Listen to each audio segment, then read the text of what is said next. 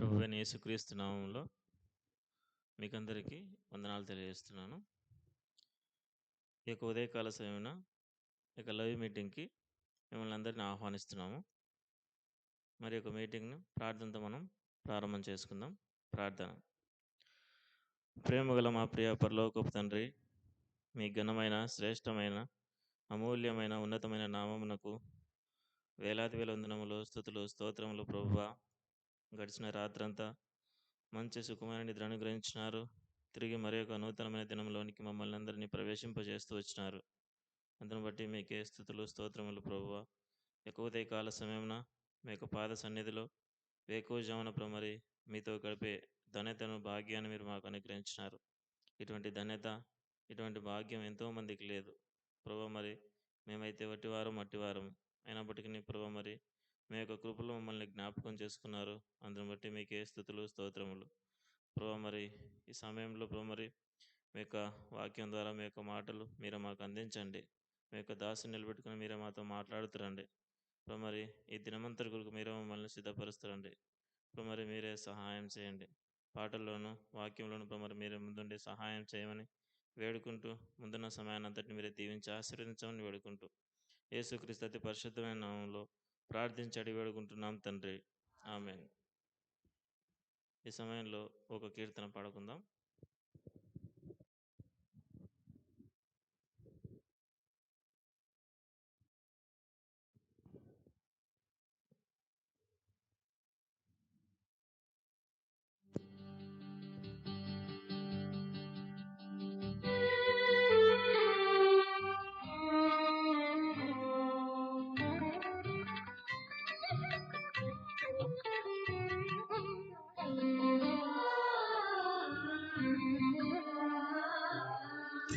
కొంతసేపు కనబడి అంతలోనే మాయమయ్యే ఆవిరి వంటిదిరా ఈ జీవితం.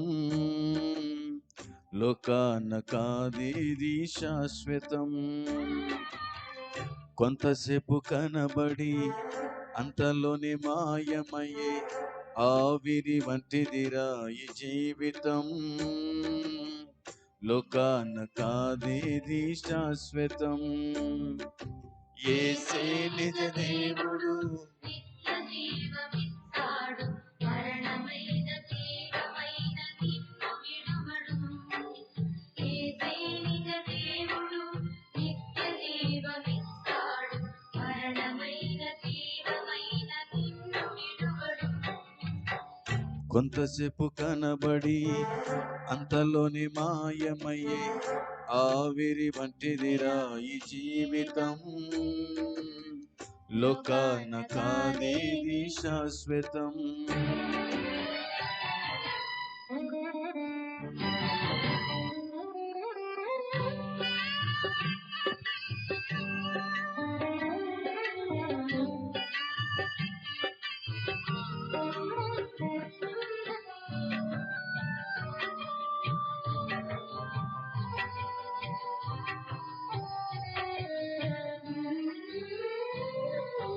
ఎదురవుతారెందరో నీ పయనంలో, నిలిచేది ఎందరూ నీ అక్కరలో.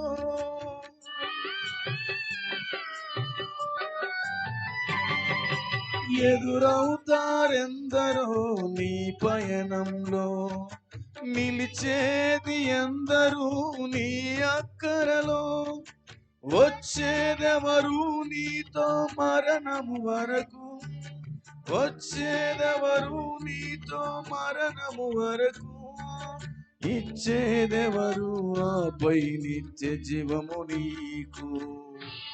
నిజ దేవుడు, నిత్య జీవమిస్తాడు, మరణమైన తీవ్రమైన నిన్ను విడువడు.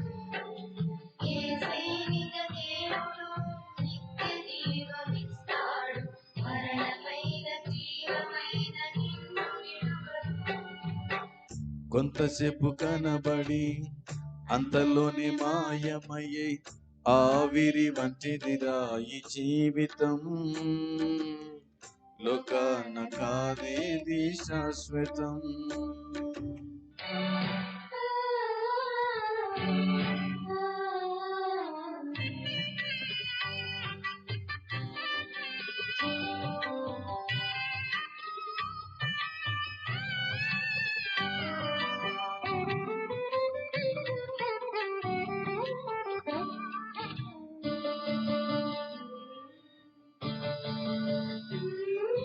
చెమటోర్చి సుఖము విడిచి కష్టములోర్చి ఆస్తులు సంపాదించిన శాంతి ఉన్నదా?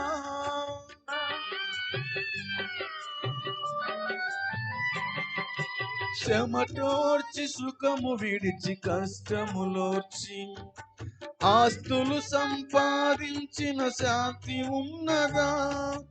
ఈ రాత్రి దేవుడు నీ ప్రాణం అడిగితే, ఈ రాత్రి దేవుడు నీ ప్రాణం అడిగితే, సంపాదన ఎవరిదగును యోచించితివా? సేవిత దేవుడు నిత్య జీవమిస్తాడు, మరణమైన జీవమైన నిన్ను విడువడు.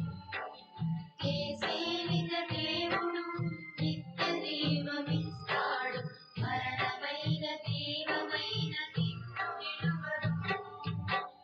కొంతసేపు కనబడి అంతలోనే మాయమయ్యి ఆవిరి వంటిదిరా ఈ జీవితం. లోకాన కాదేది శాశ్వతం.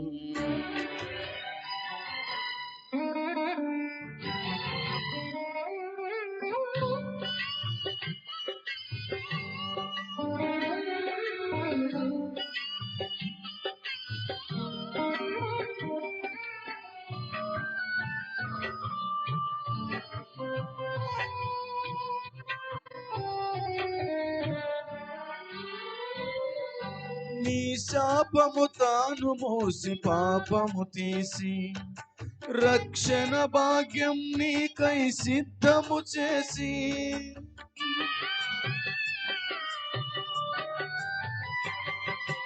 నీ శాపము తాను మోసి పాపము తీసి రక్షణ భాగ్యం నీకై సిద్ధము చేసి, విశ్రాంతి నీయను నిన్ను పిలువగా, విశ్రాంతి నీయను నిన్ను పిలువగా, నిర్లక్ష్యము చేసిన తప్పించుకొందువా?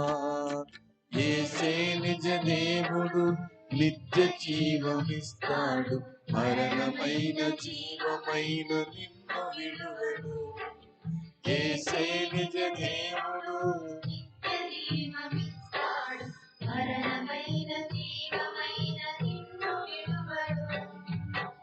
కొంతసేపు కనబడి అంతలోనే మాయమయ్యే ఆవిరి వంటిదిరా నీ జీవితం. లోకాన కాదేది శాశ్వతం. కొంతసేపు కనబడి అంతలోనే మాయమయ్యే ఆవిరి వంటిదిరా ఈ జీవితం. లోకాన కాదేది శాశ్వతం. ఏ సేవిత దేవుడు నిత్య జీవమిస్తాడు, మరణమైన జీవమైన నిన్ను విడువడు. ఏ సేవిత దేవుడు నిత్య జీవమిస్తాడు, మరణమైన జీవమైన నిన్ను విడువడు. ఏ సేవిత దేవుడు నిత్య జీవమిస్తాడు, మరణమైన జీవమైన నిన్ను విడువడు. ఏ సేవిత దేవుడు నిత్య జీవమిస్తాడు, మరణమైన జీవమైన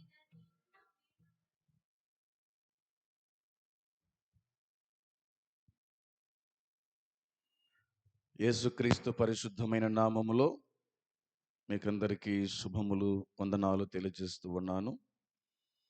దేవుని మహాకృపను బట్టి మరొక నూతన దినాన్ని చూసేటువంటి కృపను ప్రభు మనకు అనుగ్రహించాడు. ఈ ఉదయకాలం వేళ దేవుని వాక్యాన్ని చదివి మనము ధ్యానము చేసుకుందాం. రూతు గ్రంథం మొదటి అధ్యాయము మొదటి 2 వచనాలు మనం చదువుదాం. రూతు గ్రంథం మొదటి అధ్యాయము మొదటి 2 వచనాలు.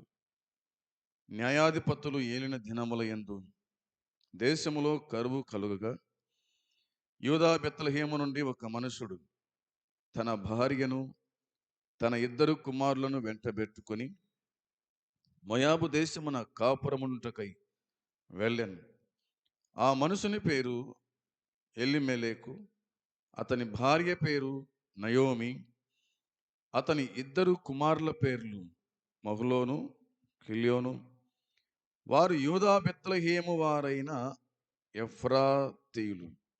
వారు మోయాబు దేశమునకు వెళ్ళి అక్కడ కాపురముండిరి. దేవుడు ఈ వాక్య భాగమును దీవించి మనకు సమృద్ధిగా అనుగ్రహించును గాక. ఆమేన్. రెండవ వచనములో దేవుని వాక్యం చెబుతున్న మాట, ఆ మనుషుని పేరు ఎలిమెలేకు అనే మాట కనిపిస్తుంది. అంటే ఆ పేరుకు అర్థం ఏమిటంటే దేవుడు రాజై ఉన్నాడని అర్థం. దేవుడు రాజై ఉన్నాడని అర్థం. ఎలిమెలేకు అనే పేరునకు అర్థం మనము చూచాం. దేవుడే రాజు అనే పేరు పెట్టుకున్నాడు. పేరు మంచిదే, కానీ జీవితము కొన్ని సందర్భాల్లో మంచిదిగా కనిపించదు. పేరుకు తగ్గట్టుగా జీవించాల్సి పోనిచ్చి పేరుకు విరుద్ధంగా బతికేటువంటి వాళ్ళు చాలా మంది ఉన్నారు. పేరు చూస్తే బాగానే ఉంది, ఎలిమెలేకు దేవుడు రాజై ఉన్నాడు అని. అతని భార్య పేరు నయోమి అని కనిపిస్తుంది. అతని భార్య పేరు నయోమి అనగా మధురము అని. నయోమి అంటే మధురం. మాడిపండు ఎంత తీపి ఉంటుందో అంతకంటే, తేనె ఎంత తీపి ఉంటుందో అంతకంటే మధురము అనేటువంటి పేరుకు అర్థం. అతని ఇద్దరు కుమారుల పేర్లు, మొదటి వాని పేరు మహులోన్ అనగా రోగము కలిగిన వాడు అని అర్థం. రోగము కలిగిన వాడు. మహులోన్ అంటే అర్థం ఏమిటి? రోగము కలిగిన వాడని. ఇదేం పేరో, రోగం అని కనిపిస్తుంది. ఇక రెండవ వాని పేరు కిలియోను అనగా వ్యాధిగ్రస్తుడు అని అర్థం. వ్యాధిగ్రస్తుడు. వ్యాధి అంటేనే ఎవరికి ఇష్టం ఉండదు. వ్యాధి అనేటువంటిది ఒక జబ్బు, కాబట్టి అది ఎవరికి ఇష్టం ఉండదు. కానీ వీరి తల్లిదండ్రులు వీరికి ఇలాంటి పేర్లు పెట్టారు. వీరి తల్లిదండ్రులు వీరికి ఇలాంటి పేర్లు పెట్టినారు. వారి పేర్లు బాగానే ఉన్నాయి. తల్లి తండ్రి పేరు బాగానే ఉంది. తండ్రి పేరు ఎలిమెలెకు, దేవుడే రాజు అయి ఉన్నాడని. తల్లి పేరు నయోమి, మధురమని. వారి పేర్లు బాగున్నాయి, కానీ కుమారుల పేర్లు ఏమిటి ఇలాగ పెట్టారు ఏమో తెలియదు.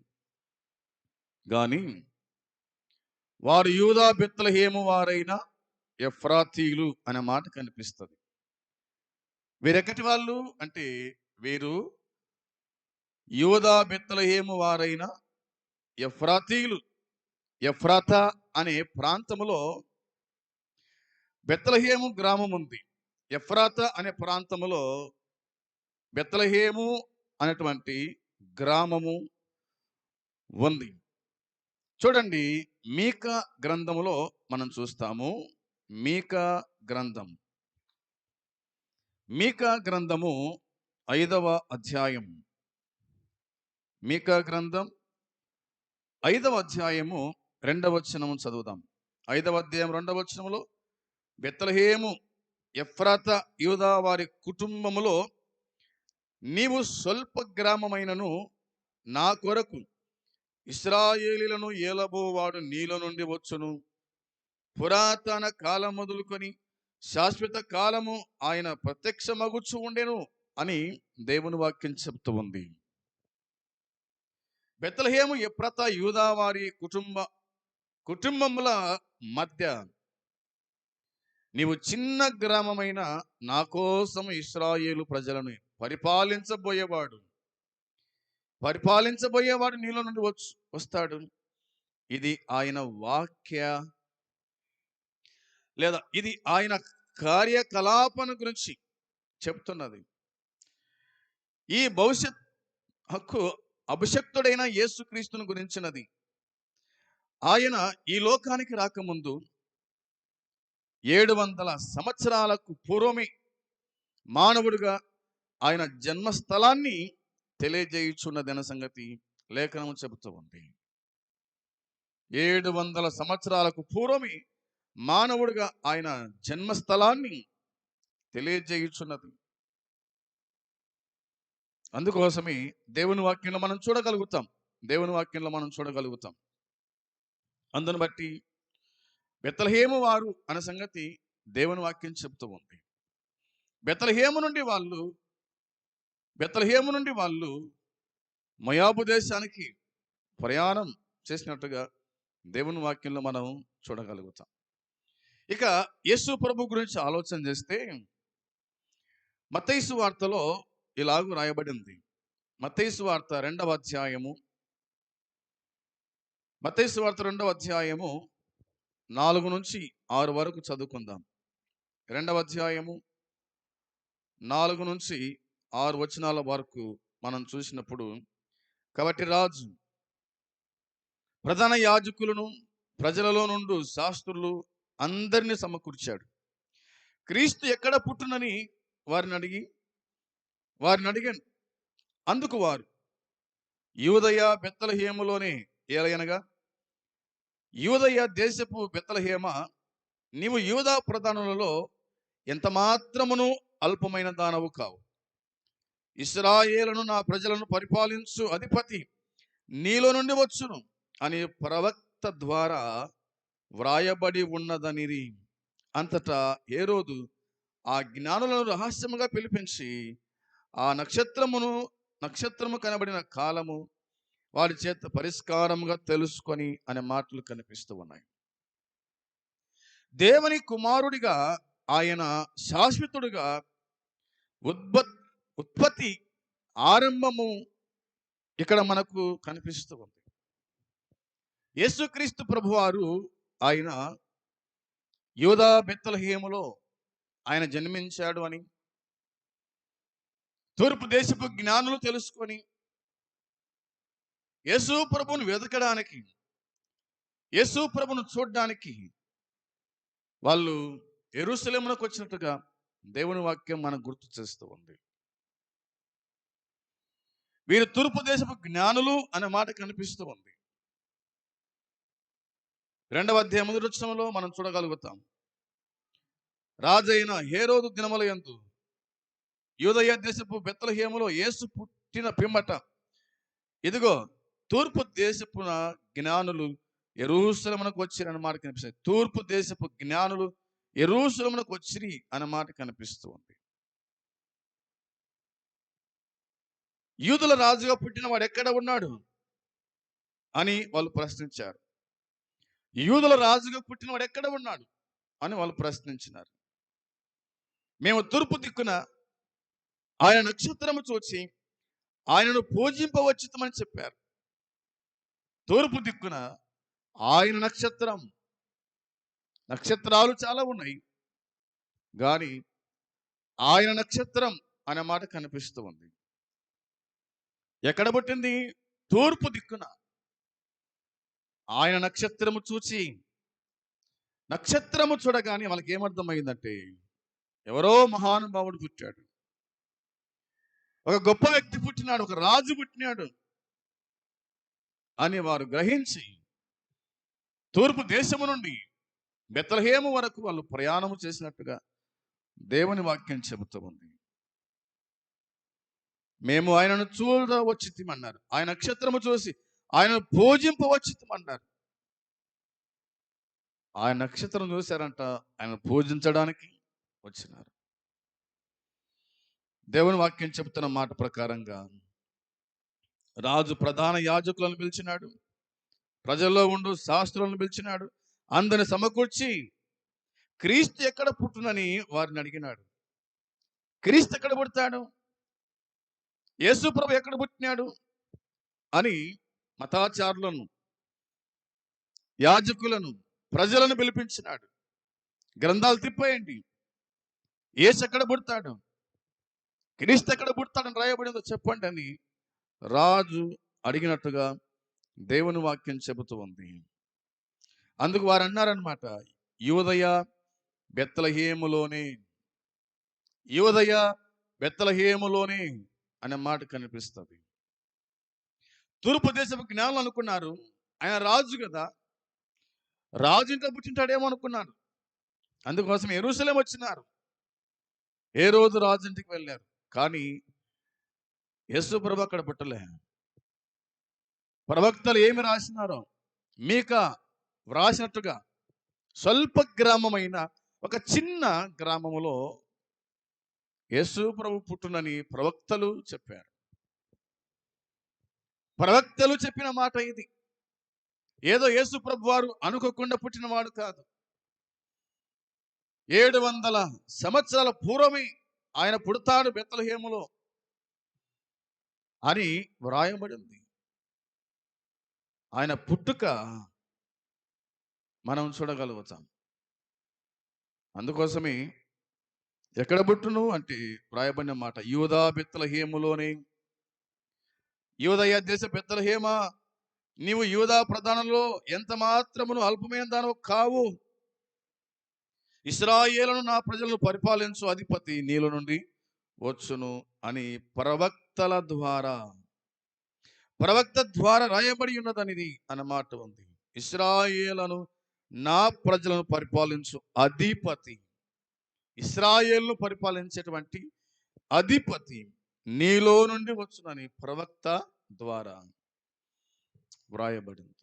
ఇశ్రాయేలును పరిపాలించేటువంటి వాడు, ఇశ్రాయేలుకు నాయకుడు యేసుక్రీస్తు ప్రభువుగా మనము చూడగలుగుతాం.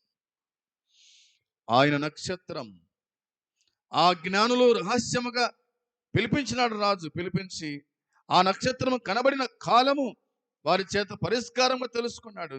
మీరు వెళ్ళి ఆ శిశువు విషయమై జాగ్రత్తగా విచారించండి, తెలుసుకోండి.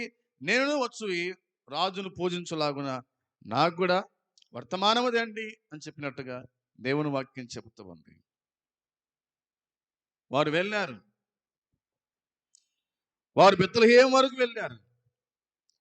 వారు రాజు మాట విని బయలుదేరి పోవచ్చుండగా ఇదిగో తూర్పు దేశమున వారు చూచినటువంటి నక్షత్రం ఆ శిశువు ఉండిన వారి చోటికి రాగా లేదా మీదికి రాగా వాళ్ళు చూచినట్టుగా దేవుని వాక్యం చెప్తుంది.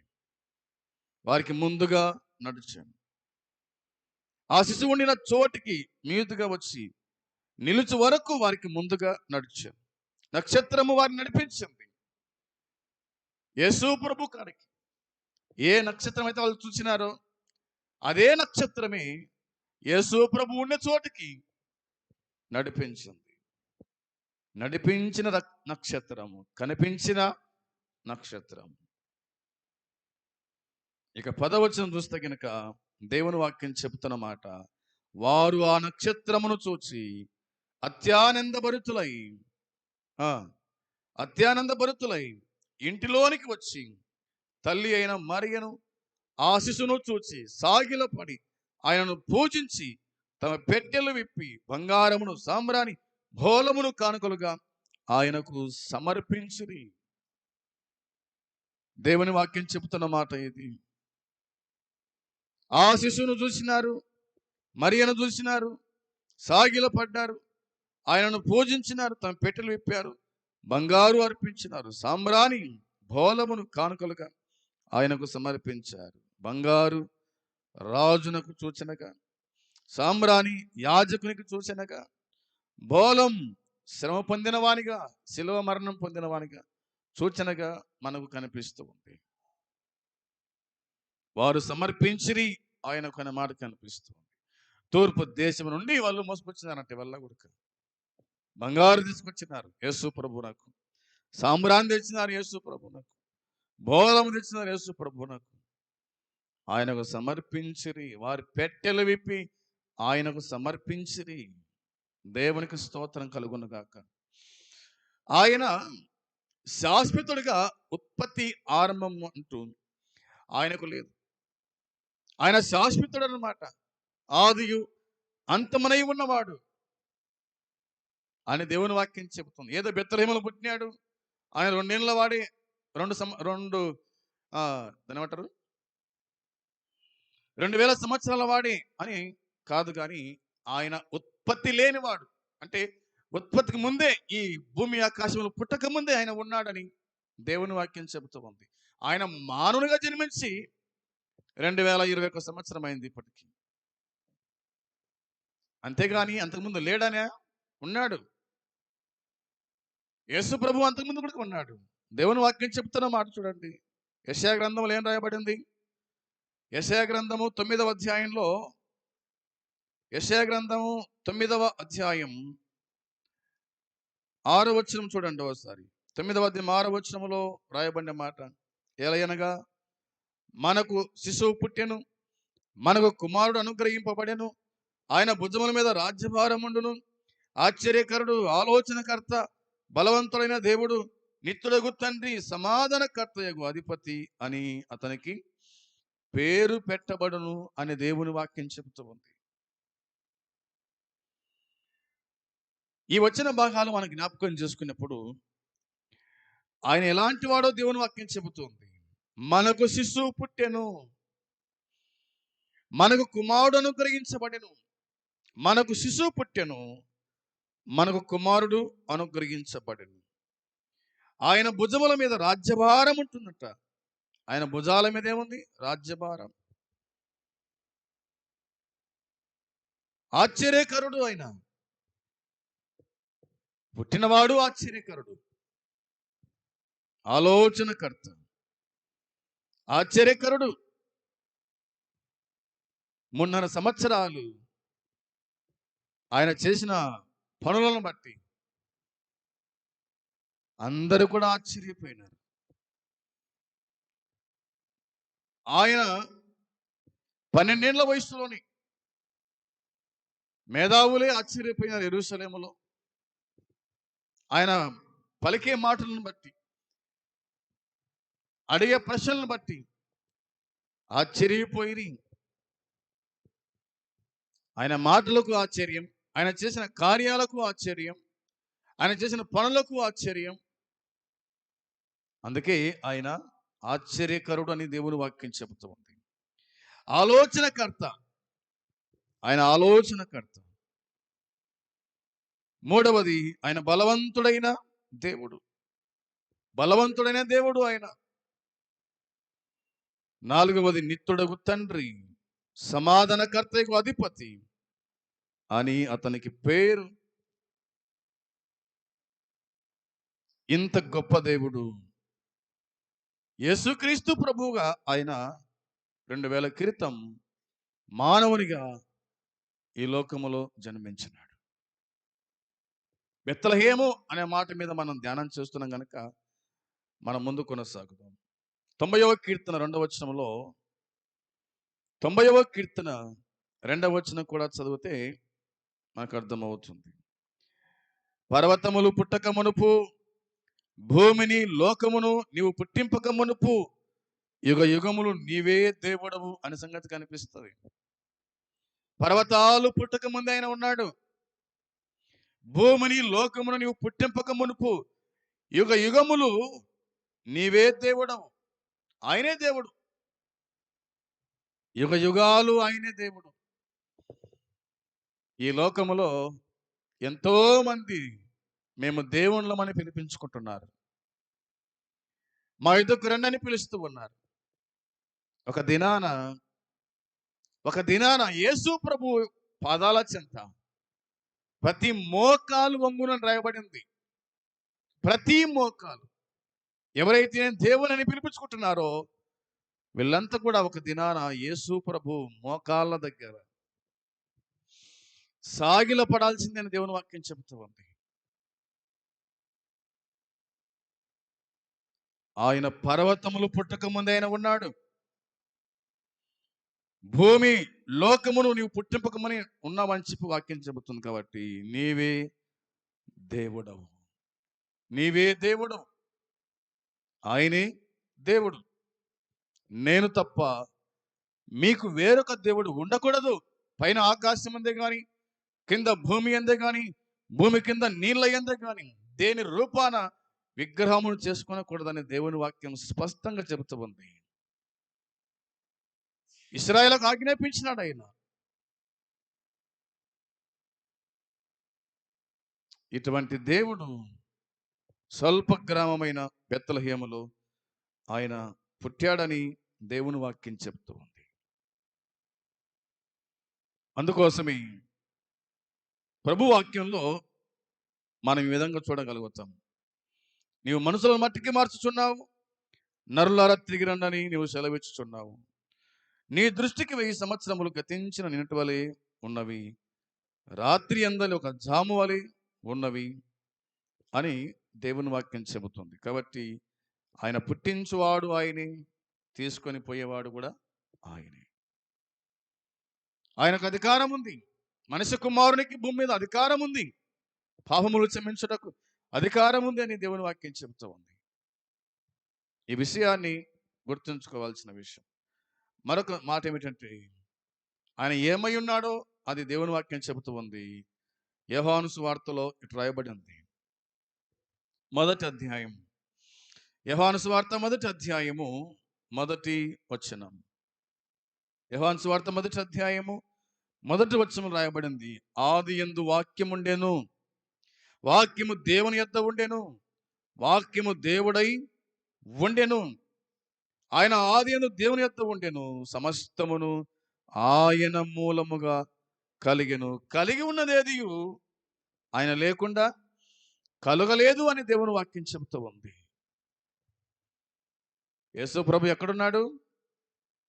యేసు ప్రభు ఎప్పటివాడు? దేవుని వాక్యం రాయబడిన మాట ప్రకారంగా ఆది యందు వాక్యం ఉండెను, ఆది యందే ఆయన ఉన్నాడు. వాక్యమైన దేవుడు, వాక్కు అయిన దేవుడు, శబ్దమైన దేవుడు. శబ్దరూపంగా ఆయన ఆది యందే ఉన్నాడు. భూమి రవంతైన లేకముందే, ఆకాశము లేకముందే ఆయన ఉన్నాడు. ఆయన ఒక శబ్దం అని దేవుని వాక్యం చెప్తూ ఉంది. అందుకోసమే ఆది యందు దేవుడు, ఆది యందు వాక్యం ఉండెను, వాక్యము దేవుని యొద్ద ఉండెను. వాక్యమే దేవుడు, దేవుడే వాక్యం. వాక్యమే దేవుడు, దేవుడే వాక్యం. దేవుని యొద్ద ఉండెను అనే మాట రాయబడింది. ఆ వాక్యమే దేవుడై ఉండెను. ఆ వాక్యమే దేవుడై ఉన్నాడు. వాక్యమే దేవుడు. ఇక దేవుని ఫోటోలు మనకెందుకు? దేవుని విగ్రహాలు మనకెందుకు? అవసరమా? దేవుని విగ్రహాలతో మనకు అవసరమా? వాక్యమే దేవుడు కదా. బైబిలే మనకు దేవుడు. బైబిల్లో ఉన్న మాటలే, అది వాక్యం చెప్తున్న మాట. వాక్యమే దేవుడై ఉండెను, ఆయన ఆది యందు దేవుని యొద్ద ఉండెను, ఉండెను ఉండెను అనే మాట కనిపిస్తుంది. సమస్తమును ఆయన మూలంగా కలిగినాయి. సమస్తము కూడా, అది ఏదైనా కావచ్చు, సమస్తము కూడా ఆయన మూలంగా కలిగాను. ఎవరి మూలంగా కలిగినాయి? యేసు ప్రభు మూలంగా సమస్తము కలిగినాయి. ఆకాశము ఆయన మూలంగానే, ఆయన మాట ద్వారా, భూమి ఆయన మాట సెలవేగా, భూమి మీద ఉన్నటువంటి చెట్లు, వృక్షములు, పశు పక్షాదులు గుడుక సమస్తమును కూడా ఆయన మూలంగా, ఆయన నోటి మాట చేత ఆయన కలిగించినాడు. నీటిని సముద్రానికి హద్దు వేసినాడు. పగటిని రాత్రిని ఆయన వేరుపరిచినాడు. ఇవన్నీ కూడా నోటి మాట చేతనే ఆయన చేశాడు. ఇంత ఆశ్చర్యకరుడు, ఇంత ఆలోచనకర్త, ఇంత బలవంతుడైన దేవుడు, నిత్యుడగు తండ్రి ఈ దేవుణ్ణి విడిచిపెట్టి, ఇంత గొప్ప దేవుణ్ణి విడిచిపెట్టి, ఈ గొప్ప దేవుణ్ణి నమ్మకుండా ఈనాడు ప్రజలు పరిగెడుతూ ఉన్నారు. దేవుని వాక్యం చెబుతున్న మాట గుర్తుంచుకుంటాం.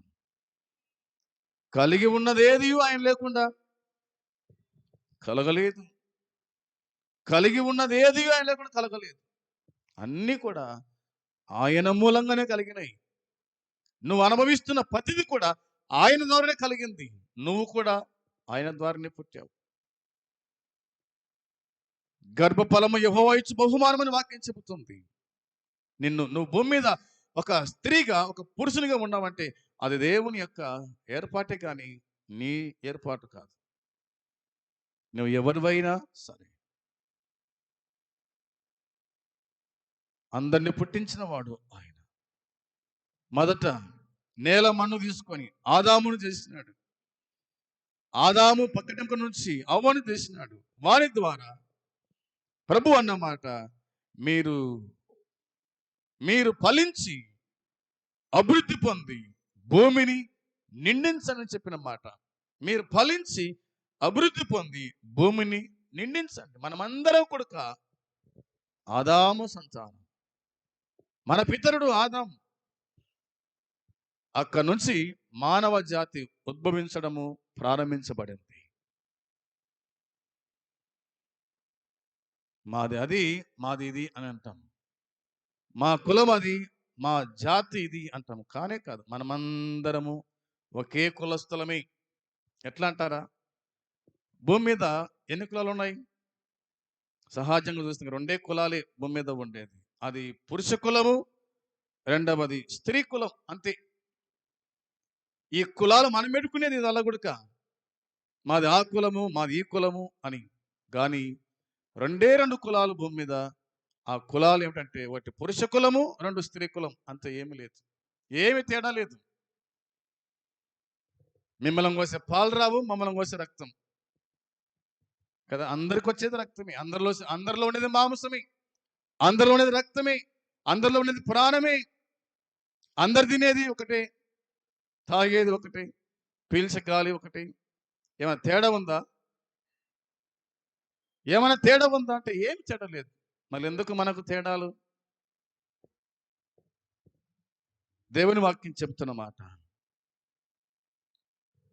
ఆయనలో జీవం ఉండెను, ఆ జీవం మనుషులకు వెలుగై ఉండెను. ఆయన వెలుగై ఉన్న దేవుడు. దేవుని వాక్యం చెప్తున్నమాట గుర్తుంచుకోవాల్సిన విషయం. అందుకోసమే ఈ ఋతు గ్రంథంలో వ్రాయబడిన మాట ప్రకారంగా మనం జ్ఞాపకం చేసుకొని జీవించేవారుగా ఉండాలి. ఒకసారి ఆ మాట చూసి మనము ముగించుకుందాం. ఋతు గ్రంథం మొదటి అధ్యాయము, ఋతు గ్రంథం మొదటి అధ్యాయము 2వ వచనం చదువుదాం. 2వ వచనం చదవండి. లేఖనాలు చెబుతున్న మాట ప్రకారంగా ఆ మనుషుని పేరు ఎలిమెలెకు, అతని భార్య పేరు నయోమి, అతని 2 కుమారుల పేర్లు మహులోను, కిలియోను. వారు యూదా బెత్లెహేము వారైన ఎఫ్రాతీయులు. వారు యూదా బెత్లెహేము వారైన ఎఫ్రాతీయులు అని దేవుని వాక్యం చెబుతుంది. సమృద్ధి అయిన పట్టణం, దేవుడు కోరుకున్న పట్టణం, దేవుడు ఉండేటువంటి పట్టణం. రొట్టెల ఇండ్లు విడిచిపెట్టి, సమృద్ధి అయిన ఇల్లు విడిచిపెట్టి మోయాబు దేశానికి కాపురం ఉండటానికి వారు వెళ్ళినట్టుగా దేవుని వాక్యం చెబుతోంది. దేవుడు అన్యాయస్తుడు కాదు. నిన్ను పుట్టించాడు, నిన్ను పోషిస్తాడు కూడా ఆయన. కొంచెం నిబ్బరము, ఓర్పు కలిగి జీవించి చాలు. కానీ వీళ్ళు మోయాబు దేశానికి పోతున్నారు, పరాయి దేశానికి పోతున్నారు. దేవుని వాక్యంలో చూస్తున్నాం. అందుని బట్టి అట్లా కాకుండా దేవుడు ఎవరిని అనాథలో విడిచిపెట్టడు. ఆయన అందరినీ కాపాడేవాడు, అందరినీ పోషించేవాడు. భయపడాల్సిన అవసరం లేదు, దిగులు పడాల్సిన అవసరం లేదు, జడియాల్సిన అవసరం లేదు. దేవుని వైపు చూస్తూ మనము ముందు కొనసాగుదాం. అట్టి కృప దేవుడు ఈ ఉదయకాలము మనకు సమృద్ధిగా అనుగ్రహించునుగాక. ప్రార్థన చేద్దాం. పరలోకమందున్న మా తండ్రి, పరిశుద్ధుడవైన దేవా, నీ పాదములకు వందనాలు, స్తోత్రములు, స్తుతులు చెల్లించుకుంటున్నాం. కనికర సంపన్నుడా, ఈ ఉదయకాలం కూడా మరోసారి వాక్యాన్ని వినే కృపను మీరు మాకు అనుగ్రహించినందుకై స్తోత్రం. ఎంతమంది ఈ వాక్యాన్ని వినగలిగిరో వారి జీవితాల్లో కార్యము జరిగించి ప్రతిఫలం దయచేయండి. మా ప్రభువా, వారు తండ్రి బెత్లెహేమును విడిచిపెట్టారు, మోయాబు దేశానికి కాపురం వెళ్ళారు. ఆ విధంగా వెళ్ళకూడదని మీరు తెలియజేసిన మాటకై స్తోత్రములు, స్తుతులు చెల్లించుకుంటూ వాక్యానుసారంగా జీవించుటకు మీ కృప మెండుగా మాకు అనుగ్రహించి సహాయము చేయమని మా రక్షకుడైన యేసుక్రీస్తు పరిశుద్ధమైన నామములోనే స్తోత్రం చెల్లించి స్తుతించి ప్రార్థించి అడిగి వేడుకుంటున్నాము తండ్రి. ఆమేన్. పరలోకమందున తండ్రి ప్రేమ, మన ప్రభు అయిన యేసుక్రీస్తు కృప, పరిశుద్ధాత్మ సన్నిధి సహవాసం చేరవచ్చిన మనకు సకల పరిశుద్ధులకు ఇప్పుడు ఎల్లప్పుడూ సదాకాలము తోడై ఉండును గాక. ఆమేన్. అందరికీ వందనాలు.